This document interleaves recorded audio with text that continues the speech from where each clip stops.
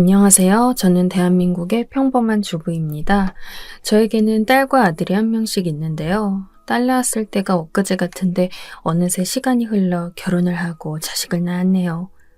요즘에는 손주 재롱을 보는 재미가 아주 쏠쏠하답니다. 자식이 결혼해보니 뭐랄까 제가 생각하는 결혼이라는 것은 집안과 집안의 결합인데 요즘은 연애 결혼을 많이 하다 보니 집안 스타일 같은 것들이 많이 안 맞는 것 같습니다. 자식들은 자기 좋은 사람과 결혼하고 싶겠지만 부모 입장에선 그래도 사돈이 어느 정도는 내 눈에 괜찮았으면 하는 마음이 있잖아요. 그런 부분이 힘든 점인 것 같아요. 뭐 다 욕심이려니 하지만요. 갑자기 이런 이야기를 왜 하냐고요? 오늘 제가 여러분에게 이야기하고 싶은 내용이 바로 제 사돈, 즉 우리 딸의 시모에 관한 얘기이기 때문이죠. 저는 정말 최악의 사돈을 만났거든요. 결혼시킬 때 말고 자주 보지도 않는 사돈이 뭐가 그렇게 마음에 안 드냐고요? 지금부터 제 이야기 좀 들어보세요들. 그러면 아마 제 입장 이해하실 겁니다. 사돈 이야기에 앞서 간단하게 제가 살아온 상황을 말씀드리려 합니다. 저는 경상북도에서 태어났고 제 어머니는 유명한 종각집 딸이었어요. 어머니가 시집 올 때 종을 데리고 왔을 정도니 대단한 집안의 여식이었죠. 아버지는 지역 유지를 지내셨는데 저는 사남 일녀로 아버지의 큰 사랑을 받았어요. 당연히 집안은 부유했고 부족함 없이 컸죠. 그런데 우리 집이 고난이 닥친 것은 바로 제가 중학교 다닐 때쯤이었어요. 아버지가 사업을 하셨는데 보증을 잘못 써는 바람에 저희 집은 그 많던 재산을 날리고 폐가망신하게 되었습니다. 오빠들은 전국 각지로 흩어져 먹고 살 궁리를 하게 되었고 저 역시 대학까지도 못하고 작은 사무소에서 격리 일을 하다 육촌 언니가 중매를 서서 연말 총각과 결혼하게 되었죠. 결혼 후 저는 평범하게 살림하면서 딸을 낳고 또 2년 터울로 아들을 낳았어요.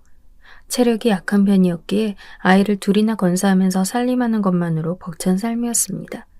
그냥 남들도 다 그러려니 하면서 그 힘든 시간을 하루하루 보냈던 것 같아요.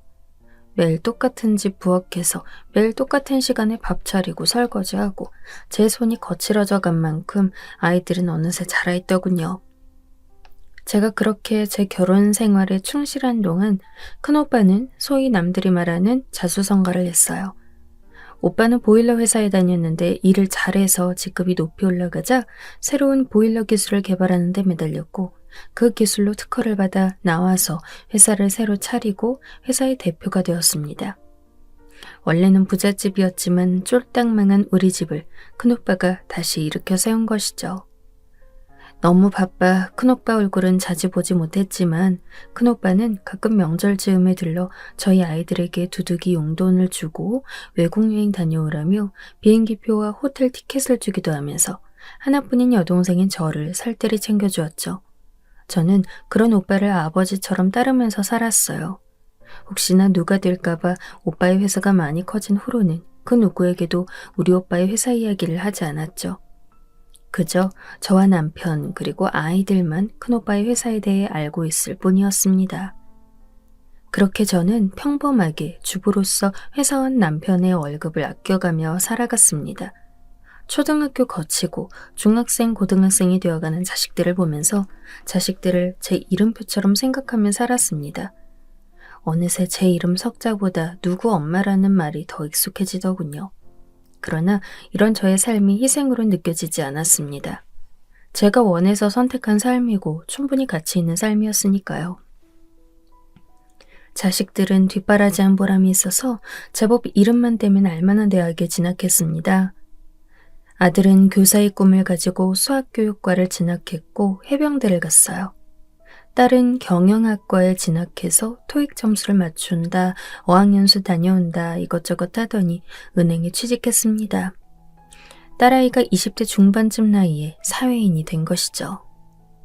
저는 이제 자식들 장가 시집만 보내면 제 인생의 큰 과업은 끝난다는 생각에 한결 마음이 가벼워졌습니다. 물론 아들 녀석이 임용고시에 붙어야 하긴 했지만요. 은행원이 된 딸은 바빠졌어요. 고3 때도 항상 저에게 하루 일과를 종알종알 이야기하던 퍽 다정한 아이였는데 사회 초년생인데다 일이 힘들기로 소문난 금융권 일이라 그런지 파김치가 되어 들어와서는 방문을 닫고 뻗어 자고 다음날 허겁지겁 출근하는 일이 잦았습니다. 저는 그런 딸의 건강이 걱정되어 회사 일을 많이 물어보기보단 그저 식사를 잘 챙겨주고 간식 먹으라며 음식 사주는 등의 노력을 했어요. 사실 사회 초년생인 딸이 어떻게 지내는지 많이 궁금했지만 어느 정도 적응되고 힘든 게 끝나면 예전처럼 말해주겠지 싶어 기다렸죠. 입사한 지 1년 정도 지난 후부터 딸은 조금씩 은행 일이 손에 익는지 저와 은행에서 있었던 일들도 말하고 저녁을 먹으며 수다를 떨게 되었습니다. 야근도 신입 때보단 좀 덜해진 것 같았죠. 딸은 지점장님이 술을 좋아해서 회식 문화 때문에 너무 힘들다고 하면서 그래도 젊은 남직원들은 제법 신사적이라 회식 자리에서 잘 챙겨준다고 했어요. 그렇게 젊은 남직원 이야기를 하는 딸의 얼굴이 유난히 상기되어 있다고 생각했는데 그 말이 있고 난 후 얼마 안 돼서 같은 지점 남직원과 연애를 시작했어요. 딸은 대학생 때도 한두 번 남자친구를 사귄 적 있었는데 그래서 이번에도 저는 그리 큰 걱정은 하지 않았습니다. 딸이 현명하게 매사 잘 처신하는 아이라고 생각했으니까요. 그런데 이번에는 딸이 좀 많이 좋아하는 느낌이 들었어요. 데이트 어디서 했냐고 물어보면 항상 남자친구네 동네에서 했다고 하고 남친이 처음엔 딸을 잘 데려다 주더니 나중엔 술 한잔해서 안 되겠다고 제 딸을 혼자 택시 태워 보내기도 했습니다. 저는 내심 그놈이 좀 마음에 안 들었지만 어차피 좀 만나다 헤어지겠지 싶어 그냥 지켜봤는데 저의 생각이 틀렸더군요. 어느 날부턴가 딸이 밥을 잘 먹지 않고 속이 안 좋다고 했어요. 속이 자꾸 뒤집혀서 굶는 게 낫다면서 밥을 자꾸 굶고 다니는 것이었습니다. 안 그래도 마른 체형이었는데 더 삐쩍삐쩍 말라가는 모습을 보니 제 속도 타들어가는 것 같았죠. 그런데 어느 날 제가 퇴근해서 딸이 밥을 한술 뜨다가 그만 화장실로 달려가 토해버리는 모습을 보고 저는 혹시나 싶어 물어봤어요. 지연아, 너 혹시 아기 들어선 거 아니니? 네? 아니에요, 엄마. 무슨 말씀이세요? 생리 날짜 체크해봤어? 남자친구 사귄 지 1년쯤 됐잖아. 그럴 만한 일 없었어? 솔직히 말하렴. 저는 갑자기 불길한 예감이 들어 딸에게 얼른 산부인과에 가보자고 했어요. 딸은 원래 생리 주기가 불규칙한데 그러고 보니 생리한 지 좀 된 것 같다고 저를 따라 병원으로 나섰습니다. 산부인과를 갔더니 글쎄 벌써 임신 9주나 되었다는 것이었어요. 저는 심지어 임신 사실도 모르고 있던 딸아이가 너무 대책이 없어 헛웃음이 나더군요. 딸은 임신이라는 의사의 말을 듣고 머리가 복잡한지 멍하니 앉아 있었어요. 저는 얼른 남자친구에게 말하고 상의하라고 했습니다. 일단 아빠한테는 비밀로 해주겠다고요.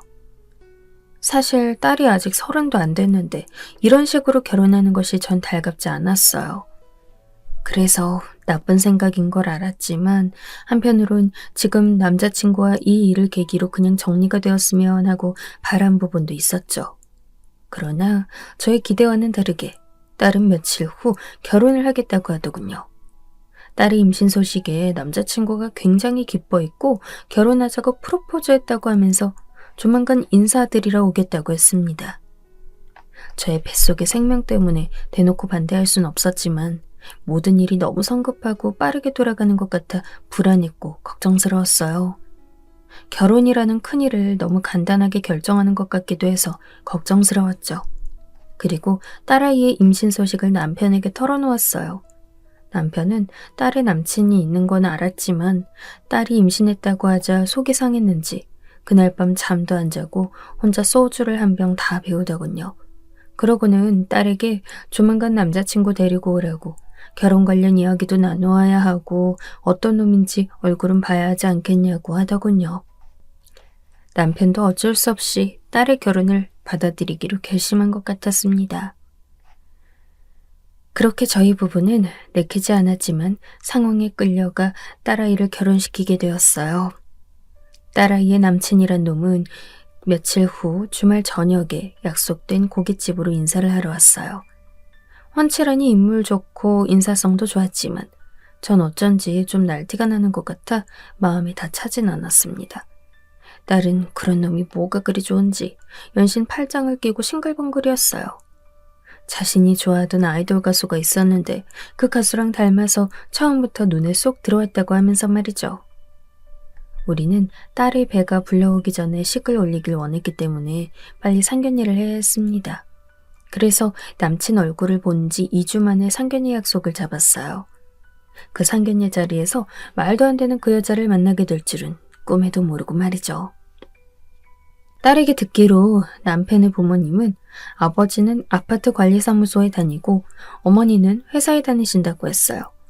어머님이 그 나이에 회사 다니는 게 대단하다 싶어 물어보니 뭔가 제품 관리하는 일을 하시는데 사무직으로 일하신다고 했습니다.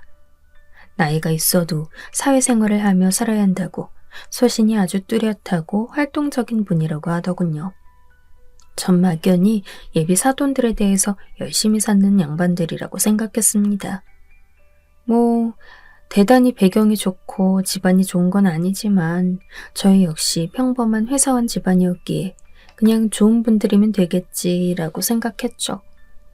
그런데 그 생각은 상견례장에 도착해 말을 몇 마디 나누고 나서 무참히 깨지고 말았습니다. 예비 시어머니의 말도 안 되는 행동 때문에요. 저는 어느 토요일 저녁 상견례를 하게 되었습니다. 식당은 룸으로 된 한정식 집이었어요. 제 딸은 상견례다 보니 베이지색 원피스를 입었는데 제 딸이어서가 아니고 그날따라 그 원피스가 너무 잘 어울리고 예뻐 보였죠.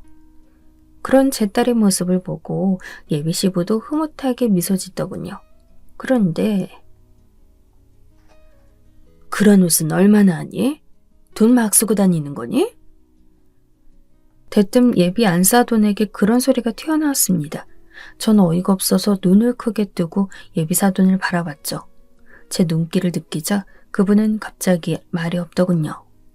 그 후의 대화는 주로 예비 시부와 제가 나누었는데 그 시부는 그냥 날씨 이야기나 아이들 사는데 보탬되어 주어서 감사하다는 이야기 등 제가 듣기 좋은 이야기만 했습니다.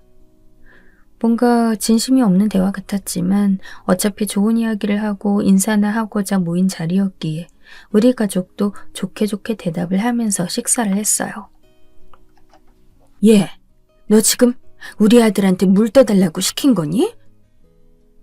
훈훈한 대화가 오가다가 갑자기 분위기가 경직되었습니다. 이번에도 날카로운 말투는 예비 안사돈이었죠. 보아하니 예비사위가 좀 챙겨둔답시고 제 딸에게 물을 챙겨준 모양인데 그게 거슬린다는 투였어요. 사돈, 그냥 알아서 챙긴 걸 가지고 왜 그렇게 말씀을 하세요? 저는 순간 기분이 나빠서 이렇게 말하고 말았어요. 아니, 제가 보기엔 우리 아들을 시키는 것 같아서요. 안 그래도 아쉬운 결혼인데. 네? 무슨 말씀이세요, 그게?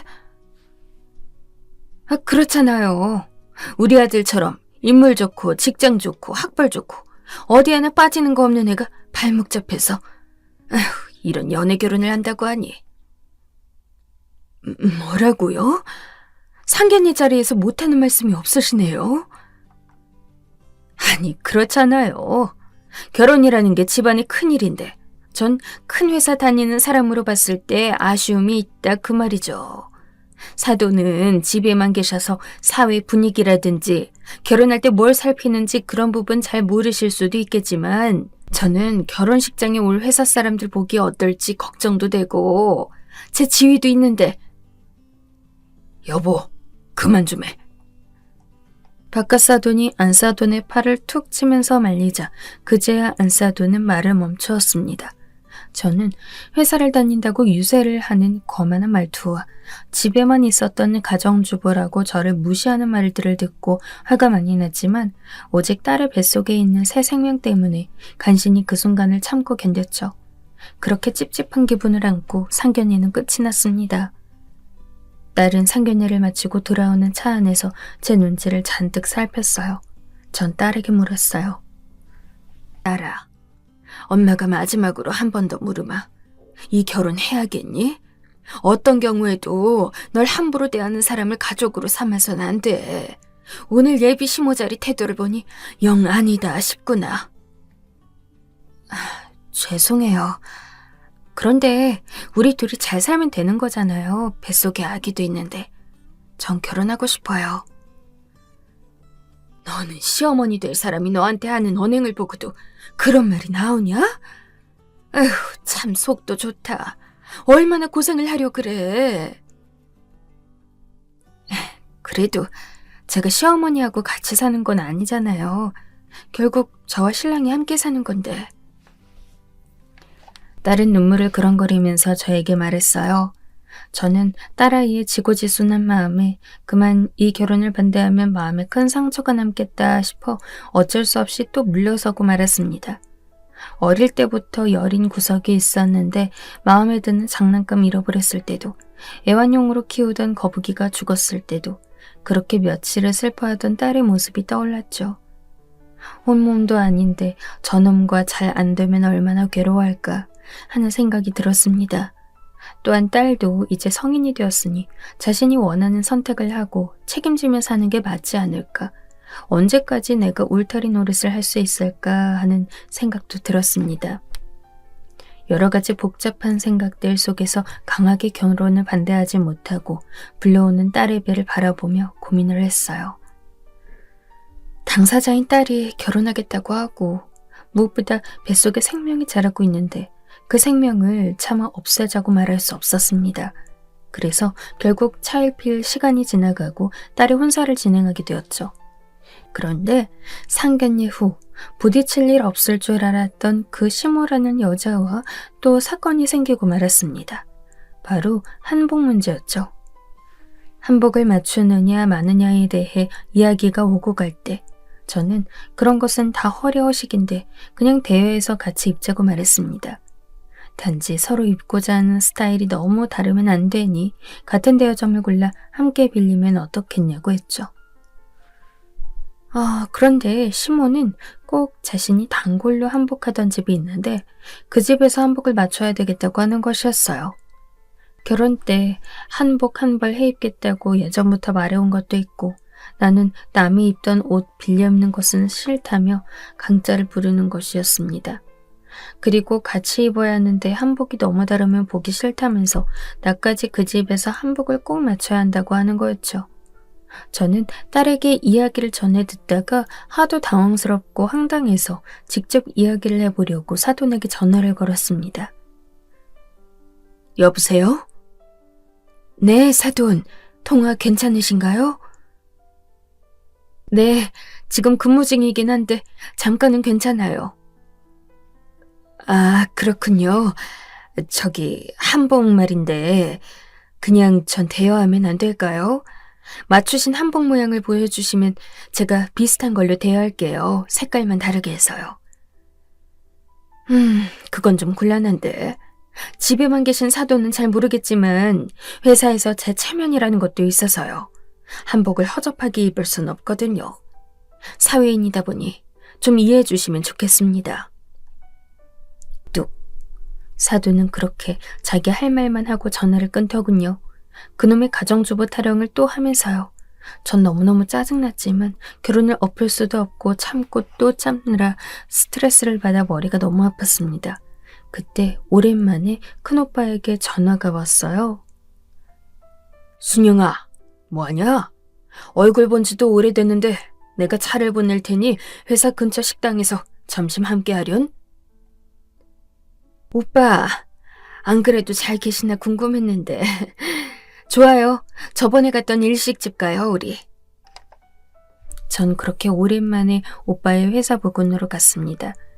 오빠는 결혼 준비는 잘 되냐고, 결혼식 날 내가 가야 하는데 중요한 출장이 있어 외국에 있을 것 같다고 미리 축의금 준비했다며 두툼한 봉투를 내밀었어요. 오빠가 내미는 봉투를 감사히 받고 그날 식사를 다 마치고 식당 앞에서 헤어지려는데 저는 문득 오빠의 회사가 궁금해 회사 안을 구경시켜달라고 했죠. 그동안 건물 밖에서만 만났지 실제로 들어가서 사장실도 살펴보고 한 적은 없었거든요. 그렇게 회사 안을 들어가 보니 정말 건물은 깨끗하고 넓었고 오빠의 사장실에 있는 명패가 자랑스러웠어요. 이 모든 것을 자기 힘으로 오빠가 일구다니 정말 대단하다는 생각이 들었습니다. 사장실에 앉아 차를 한 잔 마시고 있으니 마치 제가 사장이나 무슨 로열 패밀리가 된 것 같은 기분도 들고 괜히 으쓱하기도 했어요. 오빠는 내 동생이니 로열 패밀리가 맞다며 웃었지만 저는 저를 항상 평범한 주부로 생각하고 있었으니까요. 돌아가는 길에 기사를 붙여 데려다 주겠다는 것을 말리고 나서 저는 회사 엘리베이터를 타고 내려왔어요. 버스나 지하철을 타면 어디로 가야 할지 회사 로비에서 두리번거리고 있는데 어디선가 본 듯한 사람이 지나가는 거예요. 그 사람은 바로 저의 스트레스 요인인 딸의 예비 시모였습니다. 예비 시모는 서류를 잔뜩 들고 종종거리며 사무실로 향하고 있었는데 그 표정이 너무 다급해 보여서 전 인사를 건넬 수가 없었어요. 그렇게 서류를 끌어안고 가면서 어디에 통화를 하는데 뭔가 질책을 당하고 있는 것 같기도 했죠. 네, 알겠습니다. 네, 얼른 처리해서 올리겠습니다. 아휴, 또 위에서 갈구나 봐. 나이 많은 계약직이 서럽지. 지나가던 직원들이 수근거리는 소리가 들렸습니다. 그 시모라는 여자가 다닌다는 회사가 바로 저희 오빠 회사였던 거예요. 그러고 보니 예전에 오빠가 나이 많은 사람들도 일자리를 좀 줘야 하지 않겠냐면서 실버 채용이라고 고령자들을 채용했다는 이야기를 한 적이 있었어요. 회사 이미지나 정책을 그런 쪽으로 구상하고 있다고 말이죠. 참, 다닌다는 회사가 여기라니. 그런데 분명 직급이 높은 것처럼 이야기했는데 계약직이었다니 황당하기 그지없었습니다. 말끝마다 가정주부 어쩌고 하면서 절 깔아뭉개더니 전 알 수 없는 통쾌한 기분이 들어 집으로 돌아왔어요. 이제는 어차피 예비 시모 역시 내가 상상한 그런 잘나가는 커리어 우먼이 아니란 걸 알았으니 무슨 시비를 걸어도 그저 의연하게 그러든 말든 맘대로 하라 하고 넘길 생각이었죠. 나한테밖에 잘난 척을 할 수 없는 그 여자의 신세도 안 됐다 싶기도 했고요. 나중에 딸에게 물어보니 시모는 무슨 보일러 회사를 다닌다고 했는데 거기가 외삼촌 회사였는지는 몰랐다고 했어요. 정확하게 회사 이름을 못 들었다고요. 그래서 저는 일단 말하지 말고 그냥 모른 척하는 것이 좋겠다고 딸에게 당부했습니다. 그리고 나머지 결혼 준비들은 그럭저럭 지나가고 대망의 결혼식 날이 되었습니다. 결혼식 날 머리를 하는데 시모는 자신도 신부처럼 전용 미용실을 지정해 거기서 머리하길 원했어요. 그래서 딸이 엄마도 그러면 같은 미용실에서 머리하라고 하기에 별로 내키진 않았지만 미용실로 향했습니다. 사도는 일찍 나와서 머리하고 있더군요. 무슨 미스 코리아라도 나가는지 한복에 어울리지 않는 한껏 부풀린 머리 스타일을 하고 저를 보고 고개를 까딱하는 포비, 또 자신이 한껏 잘났다는 식이었어요. 전 말리지 않기로 다짐했기 때문에 웃으며 그저 목례를 하고 헤어 서비스를 받았죠. 한복에 어울리게 단아한 스타일로 해달라고 이야기하고 머리를 올리고 있는데 사돈이 머리를 마치고 지나가면서 말하더군요. 일찍 일어나는 새가 먹이를 먹는다고. 오늘 같은 날은 좀 더 서두르셔야 하는 거 아니에요? 저야 항상 출근하던 게 몸에 익어서 빨리 움직일 수 있지만 하긴 그게 쉽지 않을 수도 있겠다. 아, 네. 이따가 잘 부탁드립니다, 사돈. 머리 예쁘게 잘 되셨네요. 저는 시비 거는 말에 응하지 않고 그저 웃으며 사돈을 칭찬해 주었습니다. 그랬더니 그 여자도 더 이상 시비 걸지 못하고 움찔하더니 그냥 가는 거였어요. 저는 속으로 계속 참자고 되뇌이면서 그 순간을 지혜롭게 넘겼죠. 대응해봤자 싸움만 될 텐데 좋을 게 없으니까요. 그렇게 머리를 마치고 외국에서 큰오빠가 전화가 와서 받았습니다. 결혼식 잘 하라고. 혼주도 결혼식 주인공인데 예쁜 모습 못 봐서 아쉽다고 큰오빠는 연신 미안했습니다. 저는 해준 것이 차고 넘치게 많은데 미안할 필요 없다고 말하고 전화를 끊었어요. 그런 큰 회사의 사장님이면서 항상 동생인 저를 챙겨주는 오빠의 마음에 코끝이 찡했습니다. 그리고 이제 시작될 시간이 다 되어 한복을 입으려는데 글쎄 한복이 없는 거예요. 저는 눈앞의 아찔에서 어찌된 영문인지 물었더니 한복집에서 원래 수선할 것이 있어 오늘 시작 전에 예식장으로 배달해 주겠다고 했던 한복이 아직 도착하지 않았다고 합니다. 저는 한복집에 전화를 걸어 화를 냈어요. 아니, 결혼식 당일에 한복을 약속된 시간에 안 갖다 주면 어떻게 하냐고 말이죠. 한복집에서도 죄송하다고 깜빡하고 결혼식 시간을 착각해서 이제 시작 전에 도착할지 못할지 장담할 수 없다는 거였어요. 그렇게 머리하고 화장했는데 한복을 입지 못하고 발을 동동 구르고 있는데 안싸돈이 이 상황을 듣고 저에게 와서는 또 속 뒤집는 소리를 하는 것이었습니다.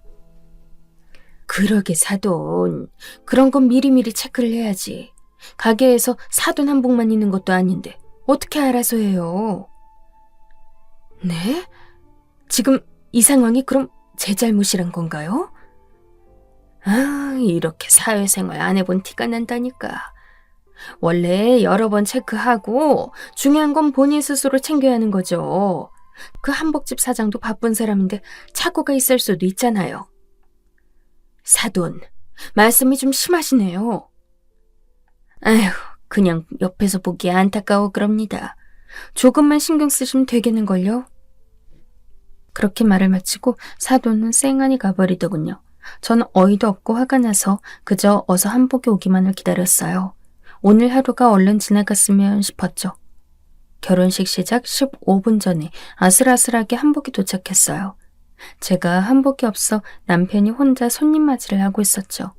저는 겨우 옷을 갈아입고 잠깐 손님 맞이를 한 다음 식장으로 들어갔습니다. 그런 우여곡절 끝에 딸의 결혼식이 시작되었어요. 저는 한복을 입고 딸의 결혼 후 행복한 앞날을 기원하는 촛불에 불을 붙였습니다. 예쁜 아기를 순탄하게 낳고 잘 살기를 진심으로 바라면서요. 어쩐지 아기 때부터 키웠던 시간들이 파노라마처럼 생각나서 슬프기도 하고 기쁘기도 하고 한 양면적인 감정이 스쳤습니다. 그렇게 딸이 결혼하고 가까운 곳으로 신혼여행을 다녀온 후 본격적으로 딸은 임산부가 되어 아기 낳을 준비를 했고 결혼한 지 6개월이 지나 예쁜 딸아이를 낳았습니다. 오랜만에 아기를 보니 너무 좋고 예뻐서 저는 딸아이 산후조리도 할 겸 저희 집에서 아기를 많이 돌봐주었습니다.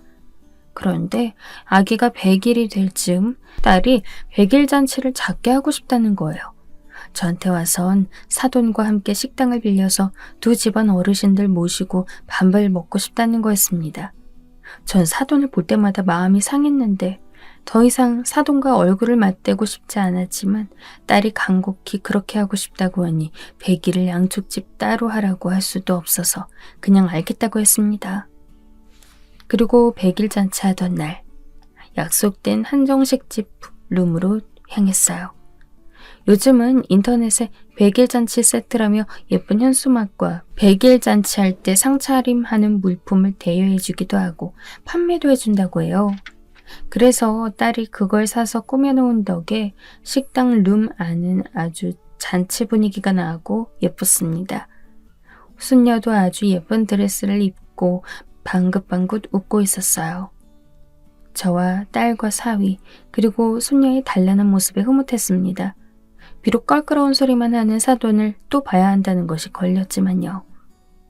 우리 부부는 아들이 함께 도착하고 20분쯤 지나 사돈네에 도착했습니다.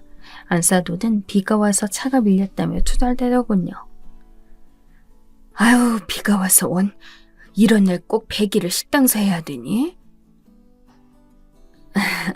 아, 오시느라 고생하셨구나. 애들이 뭐 비가 올 줄 알았겠어요, 사돈. 제가 어제까지 회사 일이 많아서 피곤하기도 하고 암튼 좀 무리해서 오다 보니 말이 좋게 안 나오네요, 사돈. 직급이 있다 보니 제가 없으면 일이 안 돌아가요. 사장님은 또 어찌나 절 찾으시는지. 네, 그렇죠. 사회생활 하시는 분이니 아무래도 그렇겠죠. 이해합니다. 우리나라에서 일하시는 것도 대단하고요. 알아주시니 감사하네요. 저는 속으로 웃음이 나왔습니다. 우리 오빠가 일개 계약직을 찾을 일이 뭐가 있을까요? 그냥 실버 세대 복지 차원에서 일자리 준 걸로 아는데 언제까지 저렇게 허세 부릴 건지 어이가 없었습니다. 그런 속사정을 알기 때문에 그래도 저는 이제 웃음에 넘길 수 있었어요. 다 열등감이겠지. 그래서 만만해 보이는 날 붙잡고 그냥 자기 속풀이를 남을 깎아내리는 식으로 하는 거겠지. 안 사돈이 정신적으로 많이 힘드신가 보구나. 저는 그냥 그렇게 생각하기로 했어요. 사돈 때문에 스트레스를 받을 때 유튜브로 유명한 스님의 말이라든지 유명한 정신과 의사의 강연 등을 보니 그분들의 말이 상대가 나에게 공격적으로 행동할 때 그 행동의 대부분은 사실은 나를 향한 것이 아니라 자기 마음속에 뭔가 만족스럽지 못한 부분이 있거나 다른 일로 짜증이 났기 때문에 그런 식으로 표출하는 거라고 했어요. 저 역시 사돈이 쩔쩔매며 일하는 모습을 봤기 때문에 이젠 그렇게 생각하고 넘기려고 노력하고 있었습니다.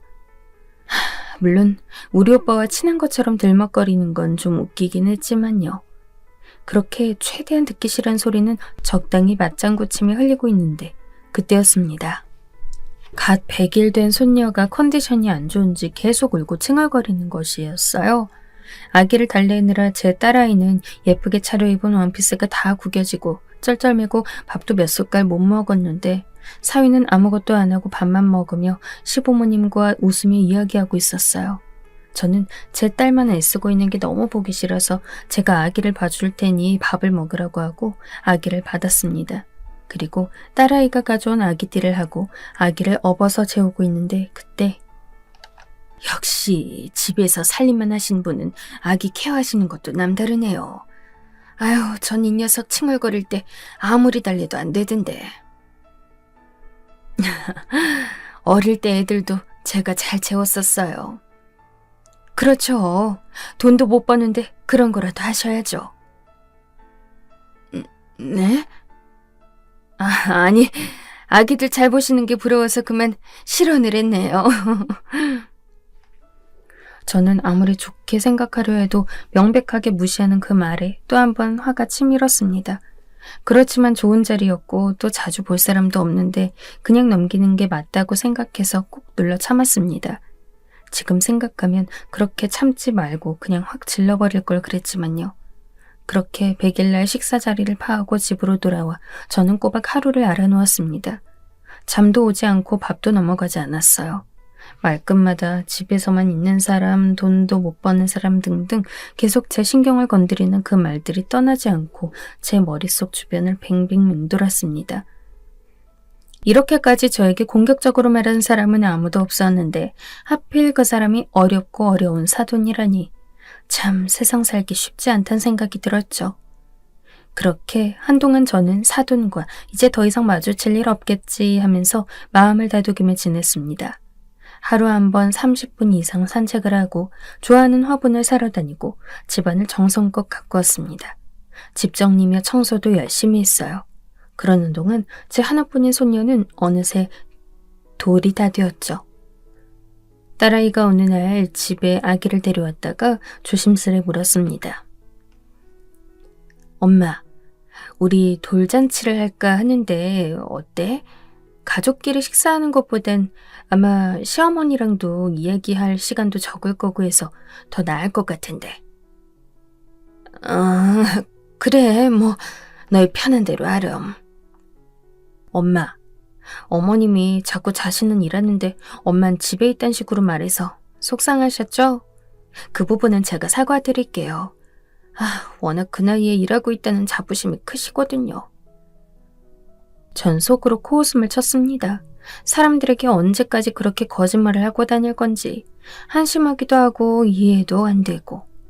그 후로 딸은 돌잔치 초대장을 만들었다며 결국 사회자를 섭외하고 잔치 형식으로 가족들과 친구들을 초대해 떠들썩하게 하겠다고 했어요. 저와 큰오빠에게도 돌잔치 초대장을 보냈습니다. 결혼식 못 오신 것과 손녀를 못 본 것은 예전에 많이 아쉬워하셨기 때문인데 오빠는 제 초대장을 받고 그날 비즈니스 약속이 있긴 하지만 약속 마치고 들릴 시간이 될 것도 같다며 당일에 도착하면 연락하겠다고 하셨죠. 드디어 돌잔치 날이 밝았습니다. 저는 즐거운 마음으로 손녀를 위한 2돈짜리 돌팔찌를 준비했어요. 오늘 우리 손녀가 돌잡이로 뭘 잡을지 너무 궁금했고 오랜만에 손녀 재롱을 볼 생각하니 즐거웠거든요. 예약된 돌잔치 자리에 가니 손녀는 벌써 예쁜 한복을 입고 아장아장 걸어다니고 있었어요. 딸과 사위 역시 한복을 곱게 입고 있었죠. 저는 제일 앞 테이블에 앉았어요. 제 옆 테이블에 사돈도 곧 와서 착석하더군요. 저는 길게 인사하고 싶지가 않아 그냥 목례만 하고 말았습니다.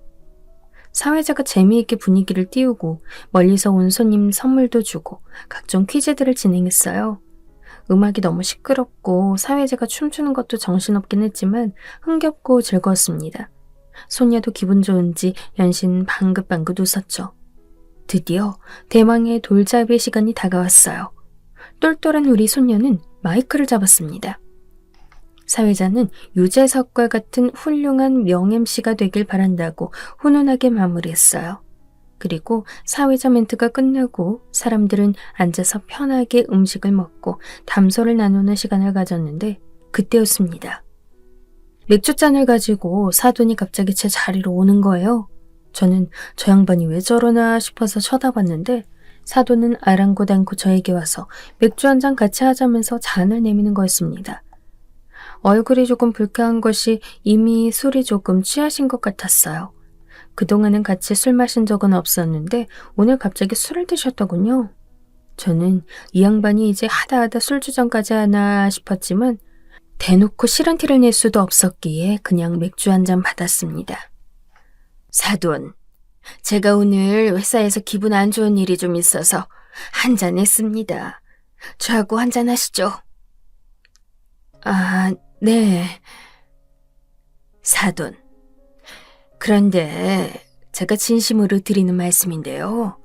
요즘은 집에만 있으면 무시당해요. 네? 그렇게 답답하게 집에서 살림만 하고 있으면 무시당한다고요. 빌딩 청소라도 해서 남의 돈을 벌어야 무시를 안 당한다니까요. 저는 그렇게 생각하진 않는데요. 참, 이렇게 세상 물정을 모르신다니까. 저 보세요, 저. 이 나이에 회사 나가서 일하니까 아무도 저 무시를 못하잖아요. 회사에서도 얼마나 절 보고 직원들이 설설 기는데요. 우리 사장님이 절 어찌나 좋게 보시는지 직접 보면 놀라실 거예요. 아, 그렇군요.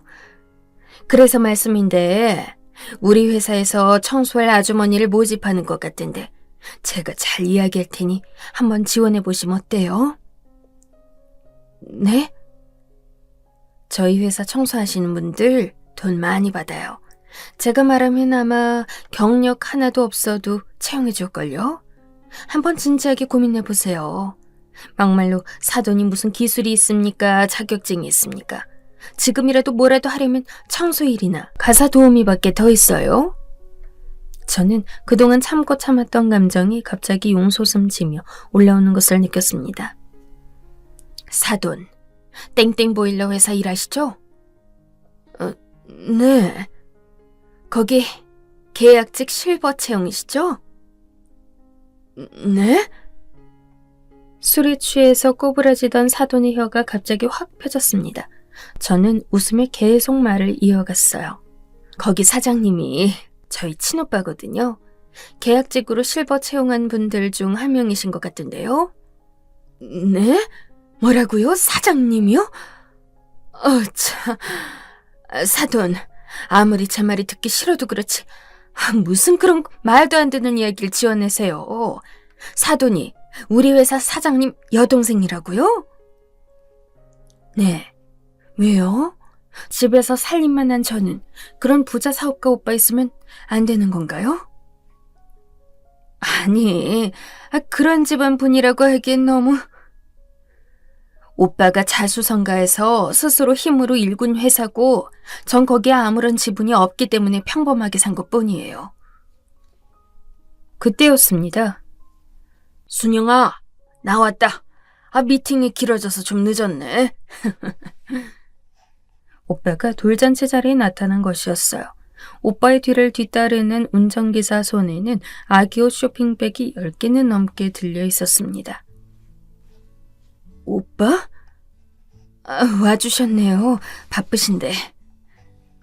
제 말에 오빠의 모습을 확인한 사돈의 눈이 정말 당구공처럼 커졌어요.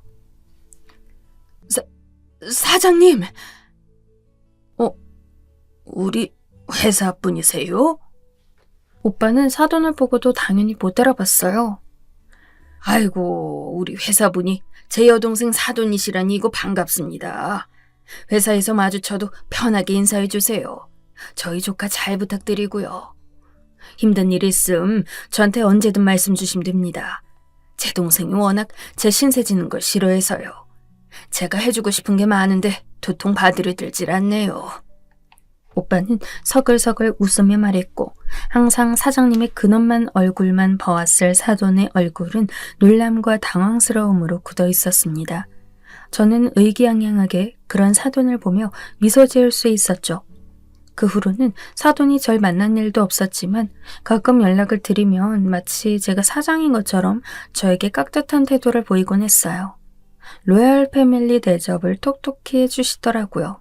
저는 사돈의 그런 속물적인 면이 한심하기도 하고 통쾌하기도 했어요. 사람이라는 것이 참 간사한 게 배경에 따라 이렇게 태도가 바뀔 수 있다고 씁쓸하기도 했습니다. 지금까지 제 사돈과 있었던 어이없는 에피소드를 말씀드려 보았는데요. 어떠셨는지요? 부디 재미있게 들어주셨길 바라겠습니다. 그럼 무덥고 습한 여름 모두 건강하시고 즐거운 하루 보내시길 바랍니다.